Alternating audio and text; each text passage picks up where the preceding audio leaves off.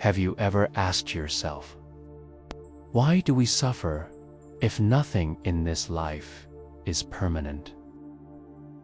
This is one of the oldest and most profound questions in the human heart. From the moment we are born, we are given the gift of life, but also the certainty of change. Everything we love, our relationships, our health, even our own body, will one day transform. And this realization, though painful, is the doorway to one of the deepest insights in Buddhism. To understand it, we must first take a journey back in time. Over 2,500 years ago, in the lush plains of ancient India, a prince named Siddhartha Gautama was born. He was born into wealth, comfort, and a life shielded from pain. But when he left the palace walls, he encountered what we all eventually face: old age, sickness, and death. These sights shook him to his core, and he realized no amount of luxury or wealth could protect anyone from the truths of life. It was then that Siddhartha left his palace, his family, and his throne to search for answers. For years, he studied with wise teachers, practiced meditation, and pushed his body to extremes, hoping to find freedom from suffering. But none of these paths gave him the peace he sought. Finally, under the shade of a Bodhi tree, he sat in deep meditation and vowed not to rise until he found the truth. What arose from that silence was enlightenment. Siddhartha became the Buddha, the awakened one. And what did he awaken to? He saw that life is marked by impermanence. Nothing lasts forever. Our joy, our sorrow, our youth, our possessions, light passes like clouds across the sky. Yet instead of despairing, the Buddha found liberation in this truth. He realized that clinging to things as if they will last forever is the very cause of suffering. And letting go, accepting impermanence, is the path to peace. Through this realization, the Buddha shared the Four Noble Truths. He taught that life contains suffering, that suffering arises from attachment and craving, that freedom from suffering is possible, and that there is a path, the Noble Eightfold Path, leads us there. This path, built on right understanding, right action, and right mindfulness, remains one of the most profound guides for human life. Centuries passed, and Buddhism spread across Asia to Sri Lanka, Myanmar, China, Tibet, Japan, and beyond. Each culture shaped it in unique ways. In Tibet, the wisdom of compassion bloomed through prayer and ritual. In Japan, Zen Buddhism taught simplicity, meditation, and the art of being fully present in a single breath. In Southeast Asia, Theravada monks preserved the earliest teachings, living lives of simplicity and mindfulness. Great figures like King Ashoka of India carried the Dharma beyond borders, planting seeds of peace in lands far and wide, even today. The lives of these great figures echo in the way Buddhists live around the world. Step into a Buddhist monastery, and you will see monks and nuns chanting in the early dawn, bowing before statues of the Buddha, not as idols of worship, but as reminders of enlightenment itself.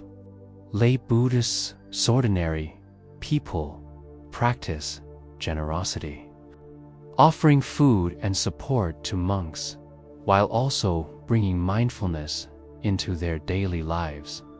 Festivals celebrate compassion, wisdom, and the beauty of impermanence floating down rivers, prayer flags blowing in the wind. Each act a reminder that nothing is fixed, and every moment is precious. But Buddhism is not just an ancient practice. It lives and breathes in our modern world. Think about mindfulness meditation, now taught in schools, hospitals, and workplaces across the globe. Its roots come directly from Buddhist teachings on awareness. When you take a deep breath to calm your stress, or when you pause before reacting, in anger, you are practicing a form of this ancient wisdom. Compassion, the very heart of Buddhism, is found in humanitarian work, in kindness toward animals, in caring for our planet. Loving kindness meditation, once whispered in monasteries, is now a guiding light for people seeking peace in the chaos of modern life. So what about the question we began with? Why do we suffer if nothing is permanent? The answer, according to Buddhism, is that suffering arises when we fight impermanence, when we cling to people, moments, or things, demanding they never change. But life is change. To deny that truth is to live in resistance. To accept it is to live in freedom. Think of a flower blooming in spring. Yet we still admire its beauty, not because it will last forever, but because it is precious now. In the same way, our relationships, our joys, our very life are fleeting, and it is this impermanence that makes them sacred. If nothing lasted forever, then every hug, every sunrise, every kind word becomes infinitely valuable. This is why the Buddha urged us not to despair at impermanence, but to embrace it. When we let go of the need for things to stay the same, we open ourselves to a deeper kind of love, one not based on possession, but on presence. We can love fully, knowing that each moment is a gift. We can live compassionately, knowing that every being shares this fragile journey of change. And we can face suffering not with fear, but with understanding, seeing it as part of the flow of life. Buddhism does not promise to erase pain, but it offers a way to transform it. Through mindfulness, we see things as they truly are. Through compassion, we soften the edges of suffering. Through wisdom, we realize that impermanence is not an enemy, is the essence of life itself. So the next time you ask yourself, why do we suffer if nothing is permanent? Remember this: we suffer because we cling, but we can be free if we let go. Life is like a river, always moving, always flowing. We cannot stop the current, but we can learn to float, to trust, and to find peace in the movement itself. In this way, the teachings of the Buddha are not just ancient words carved into history. They are living truths available to you here in this very moment. Take a breath, feel it rise, feel it fall. That breath, like everything else, will pass. But while it is here, it is life, it is precious, it is enough. And maybe that is the greatest insight of all, that in impermanence there is beauty, in suffering there is awakening, and in letting go there is freedom. After the Buddha's enlightenment, beneath the Bodhi tree, he faced a choice. He could remain in silence, keeping the truth within himself, or he could share it with the world, knowing that not everyone would understand. Out of compassion, he chose to teach, and so began the great journey of the Dharma, the teaching that would ripple across centuries. The Buddha's first teaching took place in a quiet deer park in Sarnath, India. There, with just 5 former companions, he shared the 4 noble truths and the noble eightfold path. This was the birth of Buddhism, a gentle seed planted in the soil of human suffering and human hope. From that moment, men and women from all walks of life, princes, farmers, merchants, and even those once cast aside, were drawn to his message of liberation.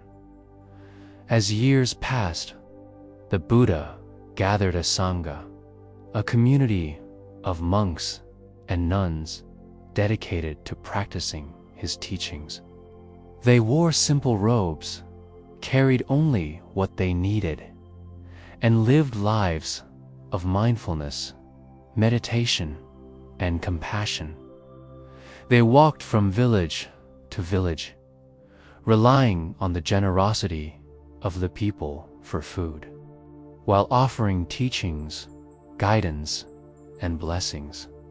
In return, this lifestyle itself became a lesson that peace does not come from clinging to wealth, but from releasing it. The Buddha lived and taught for 45 years. And when his time in this world came to an end, he reminded his followers of the truth of impermanence. His final words, spoken with calm clarity, were, "All conditioned things are impermanent. Strive diligently for your liberation."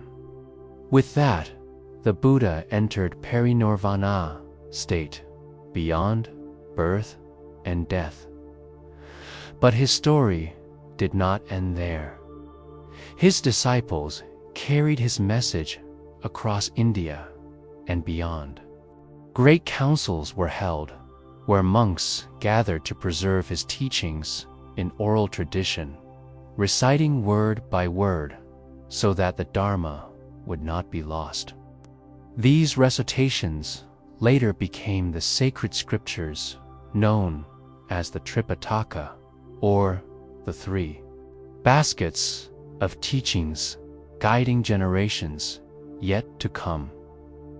Centuries later, one of the most powerful figures in Buddhist history arose. A monk, but a king.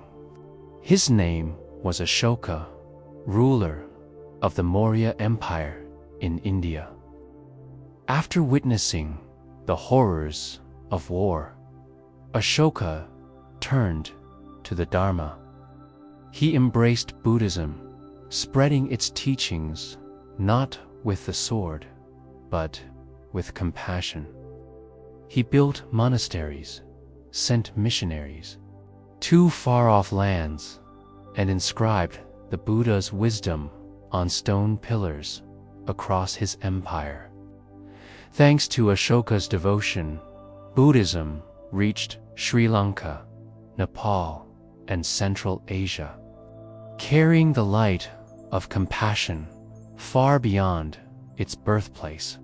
As Buddhism spread, it adapted to the cultures it touched. In Tibet, it became a rich tradition of meditation, mantras, and ritual. Guided by great teachers like Padmasambhava and later the Dalai Lamas, in China, Buddhism met Taoism and Confucianism, blending into new schools like Chan, which would later inspire Japanese Zen. In Japan, Zen masters emphasized the beauty of simplicity tea ceremonies, rock gardens, and the stillness of meditation. Each culture added its own colors, but at the heart remained the same truth. Life is impermanent. Suffering is real, but peace is possible. Through these centuries, countless teachers, monks, and practitioners dedicated their lives to keeping the flame of Dharma alive. Their lives were not about power or fame, but about compassion. They healed the sick, guided kings, and comforted ordinary people through the storms of life. Their presence showed that Buddhism is not just a philosophy, is a living practice, a way of being that transforms hearts. And so, from a single man sitting beneath a tree in India, a great river of wisdom began to flow. It crossed mountains, deserts, and oceans. It entered the lives of emperors and peasants alike. And even now, thousands of years later, that same river flows within us, whispering the same insight, that impermanence is not to be feared, but embraced, because within impermanence lies the key to freedom.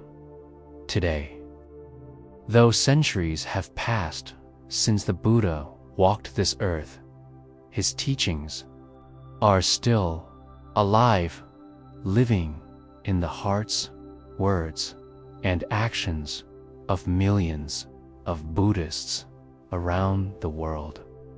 Step into a temple at dawn, and you will hear the sound of bells, the soft chanting of monks, and the fragrance of incense rising into the morning air. These rituals are not empty traditions. They are gentle reminders, gratitude, and mindfulness. In many Buddhist communities, monks and nuns still follow the simplicity of the ancient Sangha. They wear saffron or maroon robes, shave their heads, and live with very few possessions. Each morning, they walk quietly through villages or towns with alms bowls, receiving food from lay people. This is not charity is a sacred exchange. The monks offer wisdom and spiritual guidance, while the people practice generosity, one of the highest virtues in Buddhism. Together, they form a circle of giving and receiving, sustaining both body and spirit. For lay Buddhists, ordinary men and women, the practice is woven into daily life. Many begin their mornings with offerings of flowers, candles, or incense at a home altar or temple. These offerings are symbolic. The flowers, which wither quickly, remind us that all things fade. The candle's flame reminds us of the light, of wisdom. The incense represents the spreading of kindness and compassion into the world. Meditation is at the heart of modern Buddhist practice. Some sit quietly, focusing on the breath, training the mind to be present, steady, and clear. Others practice loving kindness meditation, repeating words of goodwill. May all beings be happy. May all beings be safe. May all beings live with ease. With each repetition, the heart expands, dissolving the boundaries of self and embracing the world with compassion. Rituals also carry profound meaning. In Tibetan monasteries, monks spend weeks creating mandalas, intricate designs made from colored sand. And when the mandala is complete, they sweep it away. Why? To embody impermanence, to show that even beauty, when clung to, becomes suffering. And in letting go, there is freedom. In countries like Thailand, Myanmar, and Sri Lanka, Buddhist festivals bring entire communities together. Vesak, for example, celebrates the birth, enlightenment, and passing of the Buddha. Lanterns light up. The night skies, chanting fills the air, and the Dharma is shared with joy and reverence. These moments remind people not only of history, but of the living truth within their own hearts. Yet, Buddhism is not confined to temples or monasteries. For many, the practice is in the everyday. A parent showing patience with a child, a worker approaching tasks with mindfulness, a stranger offering kindness without expecting anything in return.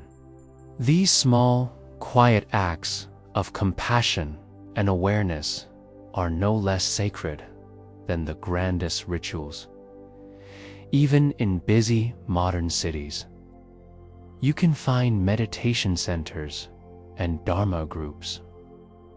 People gather after work to sit in silence, to listen to teachings, and to cultivate peace amidst the noise of daily life. Whether in the stillness of a Zen garden in Japan, the rhythmic chants of monks in Sri Lanka, or the quiet breath of someone meditating in their living room. In New York, Buddhism continues to guide lives with its timeless wisdom. What unites all of these practices is the same insight the Buddha discovered. Life is impermanent, and peace arises when we stop clinging and learn to let go. Rituals, meditation, and community are not ends in themselves. They are doorways that help us awaken to the truth that freedom, compassion, and clarity are already within us. At the very heart of Buddhism lies not ritual, not philosophy, but the transformation of the human heart. The Buddha did not ask his followers to simply believe. He asked them to see, to experience, to awaken. And the path to awakening is illuminated by a few radiant principles, timeless guides for how to live and how to love. The first is compassion.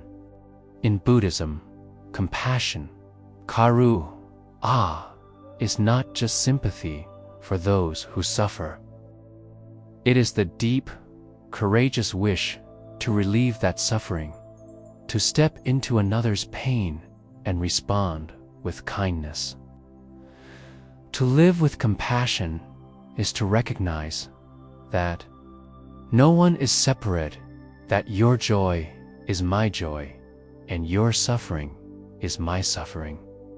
When a monk tends to the sick, when a stranger comforts another, when a hand reaches out in forgiveness, the essence of Buddhism is alive. Hand in hand with compassion is loving kindness, or met be. Loving kindness is the unconditional wish for all beings to be happy, not just friends, not just family, but everyone, even those we fear, even those who may have harmed us. Imagine what kind of world we would create if we trained our hearts to wish happiness, safety, and peace for every living being. This practice softens anger, dissolves hatred, and turns enemies into teachers. It reveals that love is not a possession, but a boundless state of being. Another guiding light is mindfulness sati. Mindfulness is the art of being fully present, moment by moment. It is noticing the breath as it rises and falls. It is walking with awareness, eating with gratitude, listening without distraction. The Buddha taught that when we are mindful, we see things as they truly aren't, through the haze of desire or fear, but with clarity and truth. Mindfulness transforms the ordinary into the sacred, turning each moment into an opportunity for awakening. Wisdom, Panbei, is also central. Wisdom in Buddhism is not simply knowledge or learning. It is the direct understanding of impermanence, suffering, and the nature of the self. True wisdom sees that clinging leads to pain, that everything is interconnected, and that freedom arises when we let go of illusions. This wisdom is not cold or detached, it is warm, guided by compassion, and it gives birth to peace.